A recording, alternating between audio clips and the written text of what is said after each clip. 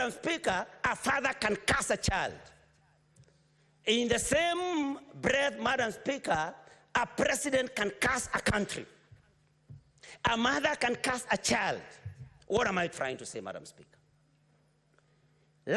Sometimes last year, Northlands, owned by the Kenyattas, was attacked.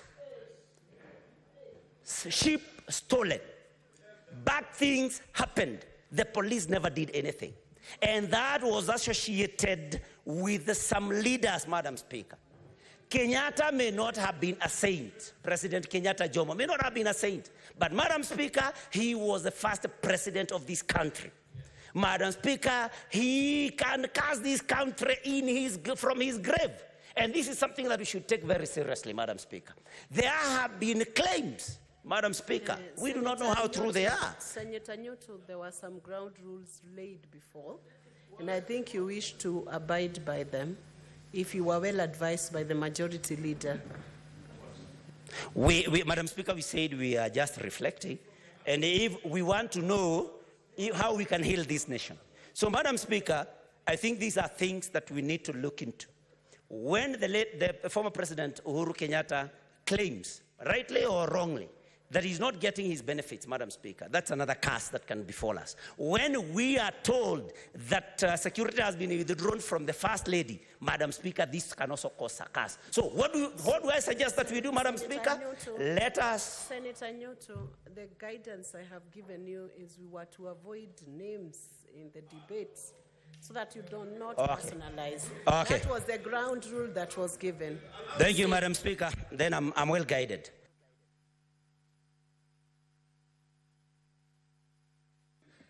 1 minute for you to finish.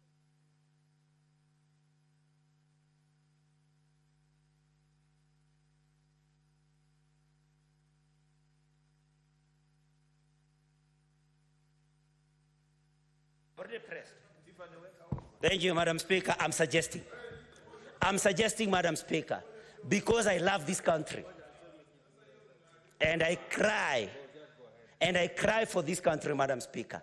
Can we approach the people that I have mentioned? Can we apologize to them? Can we seek that they lift any curse that they may be having against this nation, Madam Speaker? Because we must speak, Madam Speaker, let us approach these people. Tell them if we wronged you, we are sorry. If you have spelled any curse on this nation, we persuade you. We beseech you, please lift any such curse that may have been here, because we want our nation to heal, Madam Speaker, and we must do everything, whatever we do, whoever we talk to, but our nation must heal. Madam Speaker, I support, and thank you for even the extension of time. Thank you very much. Senator Catherine Muma, she's not here. Senator Asige. Thank you.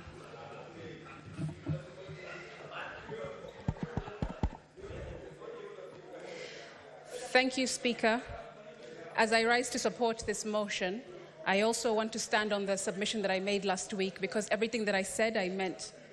And I also wish to appreciate our substantive speaker. Can you just consult in low tones? Majority Leader, please guide the team to consult in low tones.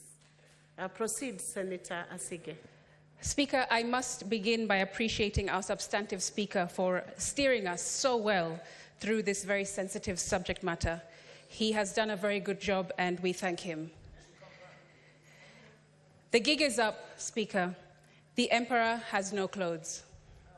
Speaker, I wish to lay the foundation of my contribution in the famous play titled King Lear by William Shakespeare. Widely regarded as Shakespeare's finest work, King Lear is an allegory that illustrates a sharp fall from grace from a king who is drunk with pride, with ego, the desperate need for control and praise, who makes a series of mistakes by listening to his immoral eldest two daughters and bad advisors, who exist only to praise him for their own personal gain. Though caring for him greatly and always wanting the best for him, Speaker, King Lear chooses to reject his youngest daughter, Cordelia, because she refuses to flatter or feed his ego like the others, by telling him the truth, even at the risk of her losing her inheritance. Shakespeare's motif revolves around King Lear's fall into error and Machiavellian ways, which we see when he arrogantly declares that he has ultimate power and can choose to ignore his subjects whenever he is pleased with them. His inability to see the truth leads him to lose power, wealth, his senses, his truest daughter Cordelia, and ultimately his own life. Speaker, the entire internet was screaming during Sunday night's interview with the president. Don't mean to anthropomorphize, but TV screens across the country would have turned themselves off themselves if they could, after what is said to have been a train wreck of a conversation from start to finish that left the emperor naked. I must acknowledge, however, the decision by the president to have a 2-hour unscripted sit-down, because seldom do African heads of state risk putting themselves in unpredictable, uncontrolled environments like that. With our majority leader setting the tone through this motion, let the Senate be your Cordelia, Mr. President. You are a leader in the service industry, and I was told just last night that the two most vital pillars in the service industry are perception and experience. And for such a delicate subject matter, you at the very least need a stellar crisis communications team, because your words kept fueling the fire last week. I also want to remind the president that it's not about him. It's not personal. We didn't name it Kenya Kwanza. That wasn't us. Kenya Kwanza. Not Kwanza the noun, Speaker, but Kwanza the adjective. And instead of putting Kenya first, your presidency has put Machiavellianism first, like King Lear, when all that us young people wanted was for you to put Kenya first. Like a performance review of sorts, Speaker, we expected that on his third attempt to address us on Sunday night, he would come with details, with data, definitives, strategies, but it was still so vague, so non-committal, so uninformed. It felt dismissive and disconnected. Speaker, the president went on national television without a clue of what has been happening in the country that he believes he governs. Was the deputy president right in his address last week as well, that his boss may not know all that is going on in the country?